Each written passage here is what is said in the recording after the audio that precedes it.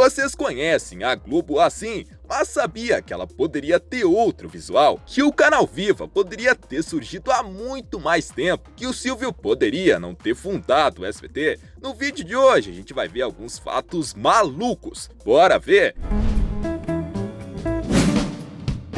João Saad, o dono da Band, tinha uma chave mestra que podia abrir todas as portas da emissora. O mais engraçado é que o Walter Clark, quando trabalhava lá, fez questão de trocar a fechadura de sua porta. Em seu livro, ele criticou essa atitude do dono da emissora e dizia que o João podia aparecer do nada. Nos últimos anos de vida, o fundador da Record adquiriu alguns hábitos bem esquisitos. Ele guardava pedras do rim num pote de vidro e mostrava para as visitas, como se fosse uma grande atração. Isso segundo o livro dele, Marechal da Vitória. Vocês por acaso sabem por qual razão a Record tem esse nome? Álvaro Liberato de Macedo tinha uma loja especializada na venda de aparelho de rádio, chamada Casa Record. Em 28, ele abriu uma rádio e decidiu colocar o nome Record, justamente em homenagem a esse empreendimento que ele tinha. Isso segundo o livro Marechal da Vitória. A Record ficava no canal 7, porque esse era o número da sorte do fundador da emissora. O canal 2 da TV Cultura foi inicialmente outorgado para o Cândido Fontoura,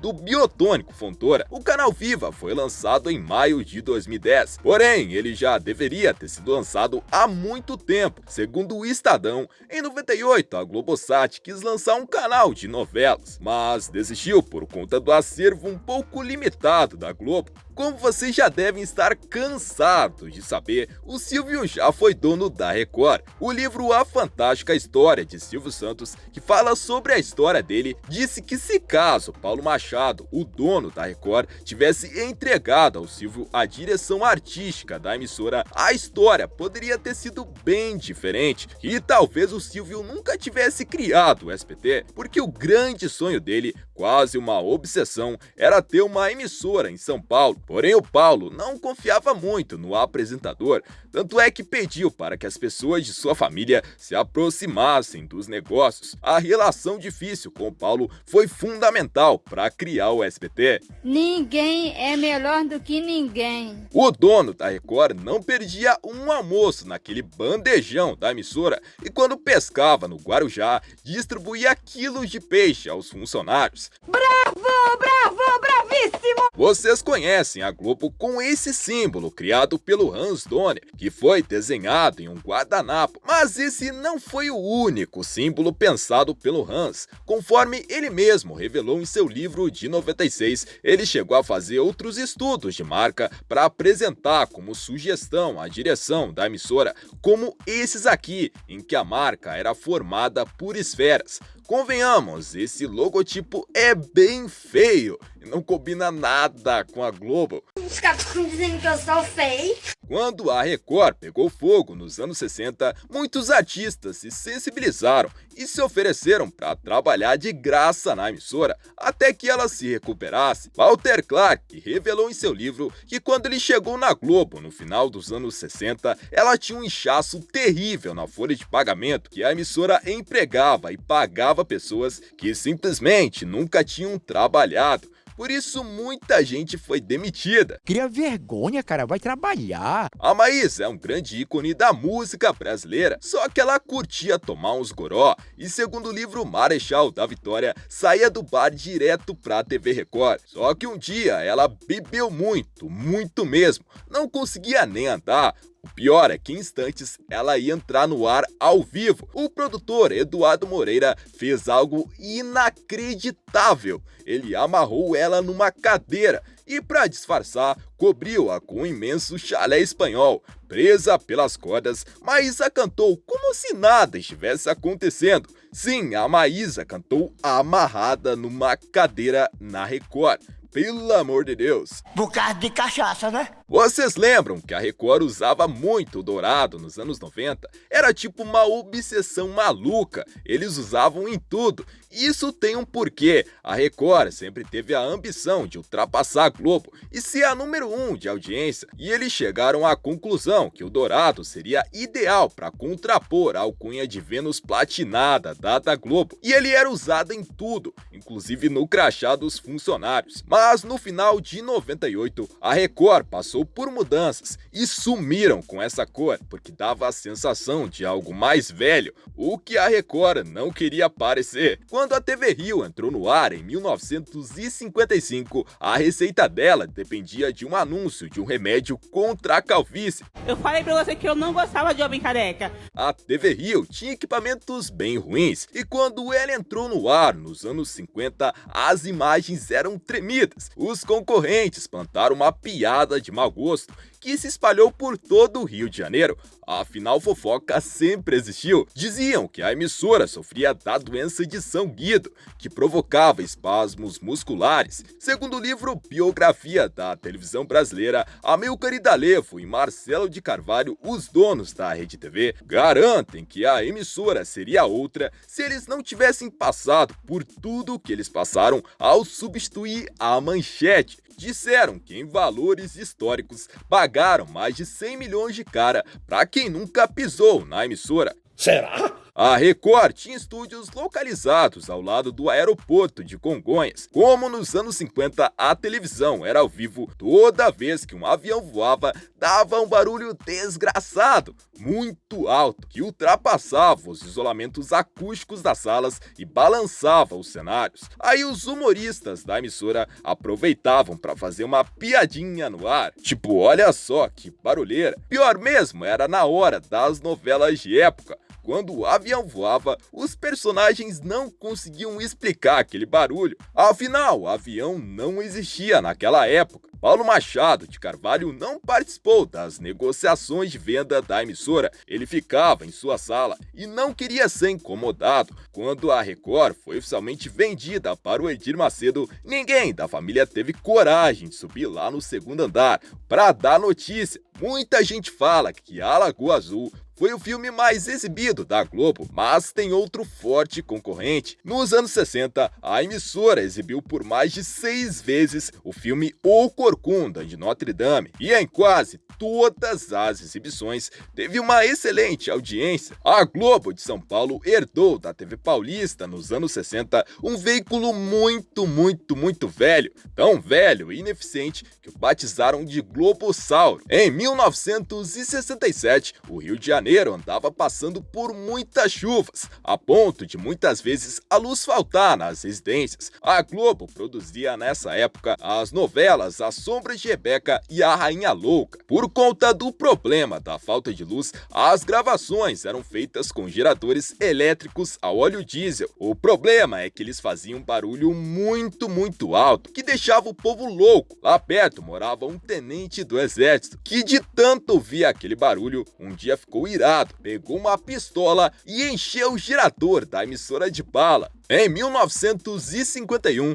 a TV Tupi do Rio já atrasava os salários para variar. Quando a emissora entrava no ar, os funcionários gritavam: Chateaubriand não paga ninguém. Segundo o livro Era Uma Vez a Televisão, no início de agosto de 89, a TV Rio chegou a ficar 2 dias fora do ar. E o mais impressionante nem é isso, é que pelo visto pouca gente notou. Um telespectador teve que avisar para a imprensa que isso havia acontecido. Óbvio que eles tiraram um sarro da história. Por muito tempo, as emissoras de televisão usaram o nome Rede. Ela foi a primeira a usar e as outras emissoras a seguiram. Antigamente, as emissoras de televisão, quando iam passar algum filme, iam direto pro comercial, de uma forma muito seca, sem vinheta nem nada. Isso na melhor cena. Para separar os filmes dos comerciais, Boni, o chefão da Globo, criou com Borjalo uma vinheta com diafragma, que se fechava para entrar nos comerciais e depois se abria para voltar ao filme. com som de plim plim. A Globo foi planejada para ser uma continuação do jornal O Globo e não para ser Rede Globo. Nos primeiros anos, para saber como andavam as coisas na Globo, o Roberto Marinho costumava ir no final da tarde, antes do anoitecer, passar na emissora e só fazia perguntas. Nos anos 60, a Globo de São Paulo pegou dinheiro emprestado com o Silvio Santos, que alugava horários lá para pagar os funcionários e liquidar as dívidas com os fornecedores. A Record sofreu muitos incêndios nos anos 60, como você sabe. Para evitar curtos-circuitos, o Paulo contratou um técnico para não deixar um só fio desencapado. Ele fiscalizava o trabalho deles todos os dias e quando encontrava o eletricista pelos corredores, repetia a mesma pergunta todo santo dia. Os fios estão bem, mas não adiantou muita coisa. A emissora continuou sofrendo com incêndios. Nos anos 60, em São Paulo, na TV Paulista, a emissora comprada pela Globo, faltava tudo. A imagem da emissora era horrível, pois o transmissor era muito velho,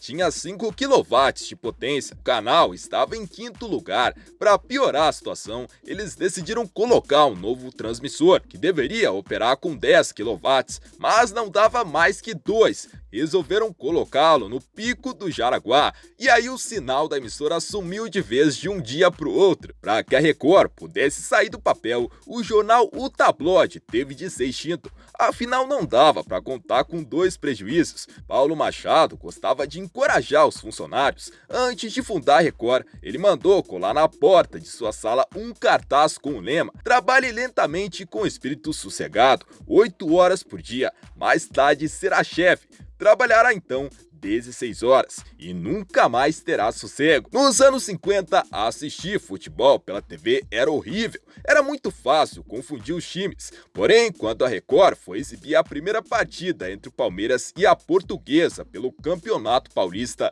do nada, um efeito mágico permitiu a identificação perfeita dos dois times. O pessoal lá da TV Tupi ficaram chocados com o que a Record conseguiu fazer e ligaram para a emissora perguntando o que diacho eles tinham feito. Aí eles disseram: isso é um filtro importado dos Estados Unidos, chamado Triple Flex Clear. Só que isso era mentira das braba, não tinha efeito nenhum, aquilo era só um filtro laranja grudado na lente da câmera. Imagina só se uma emissora de televisão brasileira fingisse que estava sendo invadida por extraterrestres. Calma, a gente não tá falando da Record. Boni e um cara chamado Rodolfo Lima propuseram a Lever patrocinar um programa de ficção científica interplanetário que se chamaria Lever no Espaço. Nos estúdios da Tupi, construíram um fundo infinito para os efeitos especiais e um gigantesco disco voador. Inicialmente, eles pretendiam que no primeiro episódio os telespectadores acreditassem que era verdade o que estavam vendo. Aí babou. Para isso, prepararam uma campanha sem precedentes. A emissora começou a passar chamadas, fazendo o maior suspense. E quando chegou o bendito dia de estreia do programa, eles simularam interferências na programação. De início, as interferências seriam apenas no áudio. Amigos do planeta Terra, estamos tentando comunicação.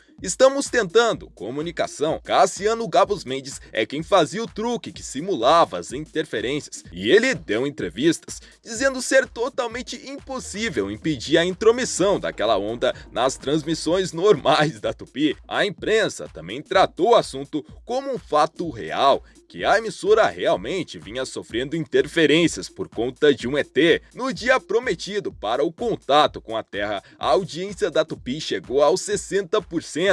Houve correria em São Paulo e nas cidades vizinhas. Tudo para ver o que ia acontecer. Com o tempo, o povo descobriu que tudo não passava de um programa da Tupi. Imagina a cara de decepção do povo.